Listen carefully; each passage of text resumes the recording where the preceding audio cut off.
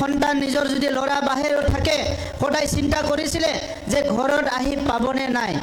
কিন্তু আজি ৰাতি 12টা 1টা বাজিলেও কোনো ভয় নকৰে কাৰণ ইয়াত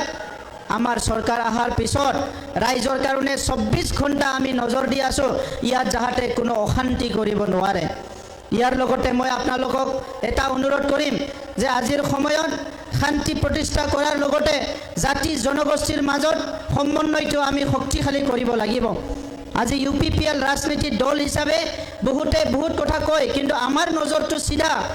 ইয়াত বসবাস কৰা সকলো জাতি জনগোষ্ঠীয়ে নিৰাপত্তা পাব লাগিব মই আজি আপোনালোকক কিছুমান কথা ক'ব বিচাৰিছো স্বাধীনতাৰ ৭৮ বছৰত নোহোৱা কামবিলাক আমি কৰিবলৈ ওলাইছো ইয়াৰ ডাঙৰ উদাহৰণ আমাৰ নাগৰিজুলিত যেটো এনসি ভিলেজ আছিল ইয়াৰ সাৰ্ভে হৈ গল আমাৰ চৰকাৰৰ দিনত আৰু কেদিমান পিছতে আমি মাটি বিতৰণ কৰিবলৈ আহি আছো নাগৰিজুলিৰ অঞ্চলত ইয়াত কাউলি অঞ্চলত নাগৰিজুলিৰ বিভিন্ন অঞ্চলত ভূমিৰ সমস্যা আছে এই সমস্যাবিলাক স্থায়ী সমাধান কৰাৰ কাৰণে চিন্তা চৰ্চা কৰা হৈছে কাৰণ ইয়াত যি সকল বসবাস কৰি আছে এই সকলে অনাগত দিনত খুব শান্তি আৰু সম্প্ৰীতিত জীয়াই থাকিব লাগিব এই কাৰণে বড় সকলৰ লগতে বিভিন্ন জাতি জনগোষ্ঠীও নিজৰ অধিকাৰ পাব লাগিব ইতিমধ্যে আমাৰ ৩টা বছৰত আমি অফলাইন যেটো কাম কৰে ১,৪২,০০০ পৰিয়ালৰ মাটিৰ সমস্যা সমাধান কৰা হ'ল আৰু অনলাইন যেনেকৈ অসমত বসুন্ধৰা ইয়াত আমি বৈষুমুঠি কৰিছো আৰু বৈষুমুঠিৰ দ্বাৰা মাত্ৰ ৯ মাহত ৭২,০০০ পৰিয়ালে এপ্লাই কৰিছে আৰু আমি ৫২,০০০ পৰিয়ালৰ মাটিৰ সমস্যা সমাধান কৰিছো যিসকল ভূমিহীন হৈ আছে সেই সকলকো ভূমি প্ৰদান কৰিবলৈ গৈ আছো মই ২০২০ চনত চৰকাৰ আহাৰ লগে লগে হিচাপ কৰিলো যে ১৭ বছৰত বিপিএফৰ চৰকাৰৰ দিনত মাত্ৰ ৩৯,০০০ ঘৰ নিৰ্মাণ কৰিছে দুখীয়া মানুহৰ কাৰণে মাত্ৰ ৩৯,০০০ ঘৰ ১৭ বছৰত মই ভাবিলো তেখেত সকলে ১৭ বছৰত মাত্ৰ ৩৯,০০০ পাৰিছে তেনেহলে আমি ৫ বছৰত ১ লাখ ঘৰ নিৰ্মাণ কৰিম কিন্তু আজি প্ৰধানমন্ত্ৰী ডাঙৰীয়াৰ যি আঁচনি যি প্ৰধানমন্ত্ৰী আৱাস যোজনা ২,৬০,০০০ ঘৰ আমি ৩টা বছৰত নিৰ্মাণ কৰি ওলালো এটো বিপিএফে বহুত পিছত পৰি গল আৰু আজিৰ সময়ত আমাৰ অঞ্চলত ৰেচন কাৰ্ড প্ৰায় অলমোস্ট ৮০%তকৈ বেছি মানুহৰ হাতত ৰেচন কাৰ্ড আছে ৰেচন কাৰ্ড পোৱা মানে ইয়াত মানে আৰু কি ভাই আয়ুষ্মান কাৰ্ড পায় যিয়ে নেকি ৫ লাখ পৰ্যন্ত চিকিৎসা ফ্ৰী পায় অৰুণোদয় ১-২ হৈ গল এতিয়া অৰুণোদয় ৩ আৰম্ভ হ'ব বিটিআৰ অঞ্চলত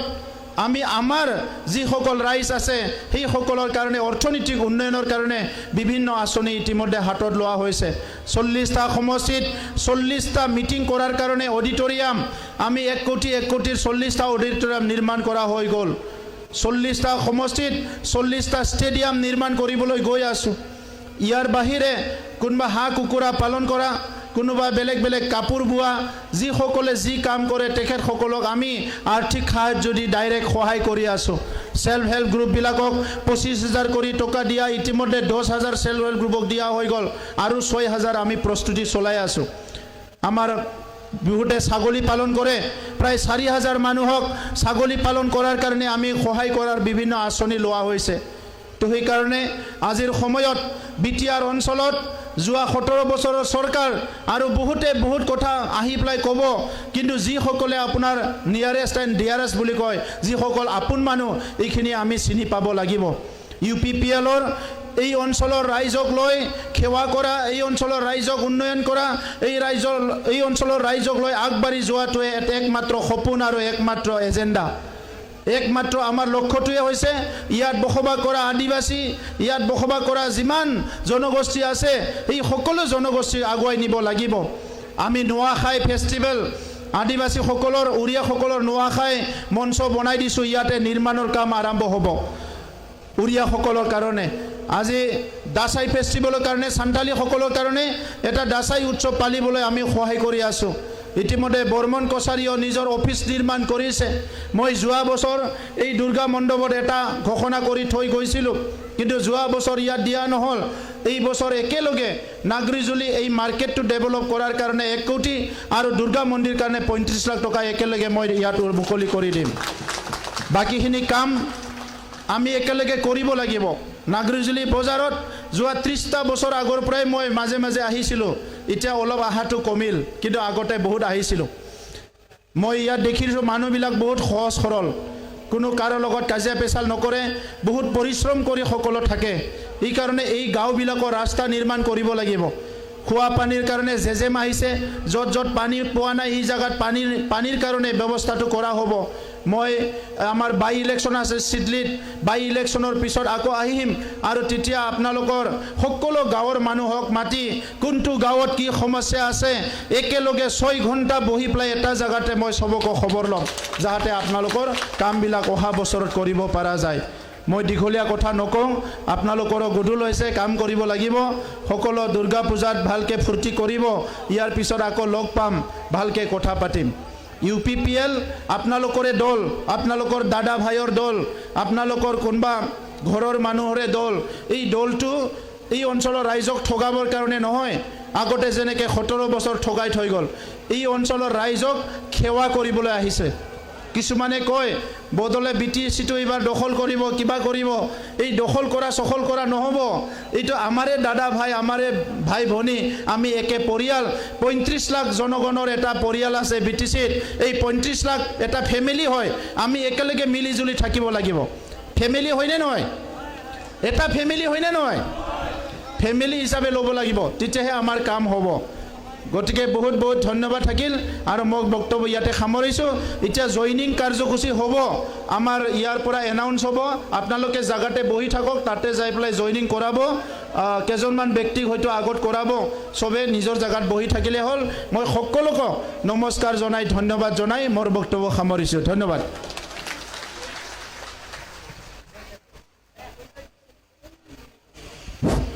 ধন্যবাদ জনালোঁ আমি আমাৰ সন্মানীয় মুখ্য কাৰ্যবাহী প্ৰমোদ বড়ো ডাঙৰীয়া। এইবাৰ আমি আমাৰ দলত যোগদান কৰিব লগা কেইগৰাকীমান ব্যক্তিক আমাৰ চিফ ছাৰে দলত অন্তৰ্ভুক্ত কৰাব। আমি নামবোৰ কৈ দিম, তেখেতসকলক আহিবলৈ অনুৰোধ জনাইছোঁ। প্ৰথমে আমি আহিবলৈ অনুৰোধ জনাইছোঁ এগৰাকী সমাজকৰ্মী মাননীয় মণ্ডল বাস্কে ডাঙৰীয়া, বৰাইৰাম সোৰেন, আপোনালোকক আমি সন্মুখলৈ আহিবলৈ অনুৰোধ জনাইছোঁ।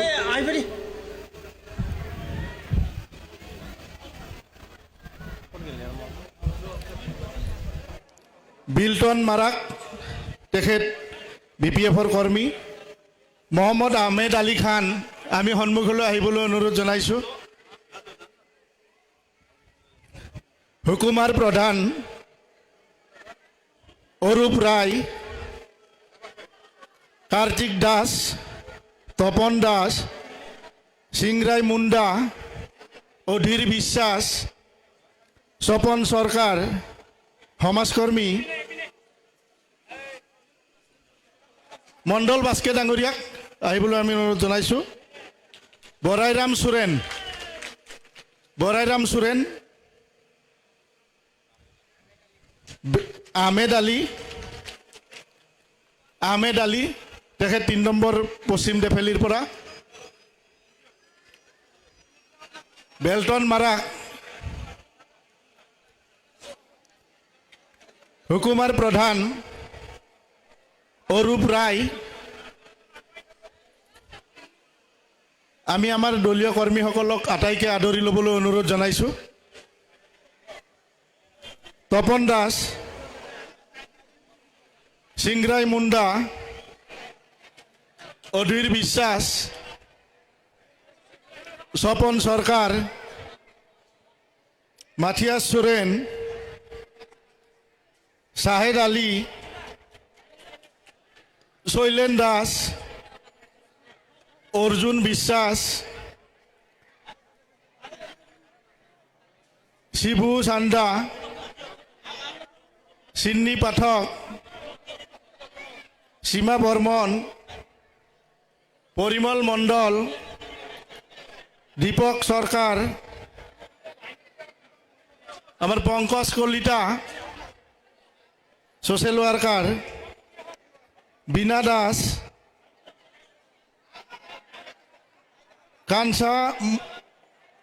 কাঞ্চা মজুমদাৰ, লতিবাৰীৰ পৰা বীৰেন বৰ্মন, সমৰ দাস, কনক দাস আৰু আমাৰ মঞ্চত বহি থকা সৰ্বমুঠ 927 জন যিসকল ব্যক্তি আমাৰ মাজত উপস্থিত আছে, আমি আটাইকে আমি দলীয়ভাৱে আমি যোগদান কৰাবলৈ আমাৰ দলীয় কৰ্মীসকলক অনুৰোধ জনাইছোঁ। আটাইকে আমাক দলীয় মাফলাৰেৰে তেখেতসকলক দললৈ আদৰণি জনাৰ বাবে অনুৰোধ জনাইছোঁ। আৰু আমাৰ গৈবাৰী নাগৰিজুলি ব্লকৰ ইউথৰ মলয় দাসক আমি নামবোৰ কৈ থাকিবলৈ অনুৰোধ জনাইছোঁ। উদয় চন্দা, অজিত দাস, ইন্দ্রজিৎ নম শর্মা, রীতা মণ্ডল, লক্ষ্মী মণ্ডল, দীপালী দেবদত্ত, অজিত রয়, নিধির বিশ্বাস, নিবারণ মণ্ডল, সুধারানী বিশ্বাস, লক্ষ্মী বিশ্বাস, গীতা মজুমদার, প্রমোদ মণ্ডল, ক্ষুদিরাম মণ্ডল, মেনকা মণ্ডল, উজ্জ্বলা মণ্ডল, রনকা মণ্ডল, রাধারানী বিশ্বাস, স্বপন বিশ্বাস, কনকা মণ্ডল, থানু বেজবৰুৱা, গীতা সাহু, ইলা মাঝি, দীপাঙ্কর মণ্ডল, সন্ধ্যা মণ্ডল, সুজাতা দাস, মঞ্জু কলিতা, অমর সন্ন্যাসী, বিশম্বর মণ্ডল, গীতা সাহু, ভারতী দেবী, ভুগু পান্না, রাজুবালা সন্ন্যাসী, সাবিত্রী মণ্ডল, পানাবতী মণ্ডল, তুলসী মণ্ডল, বিক্রম মজুমদার, কনক নম শর্মা, রাখাল বিশ্বাস, বিজয় রয়, ভবরঞ্জন মণ্ডল, কীর্তিক দাস, পূর্ণিমা দাস, তেজ বাহাদুর লিম্বু, অজিত দাস, বিপুল বিশ্বাস,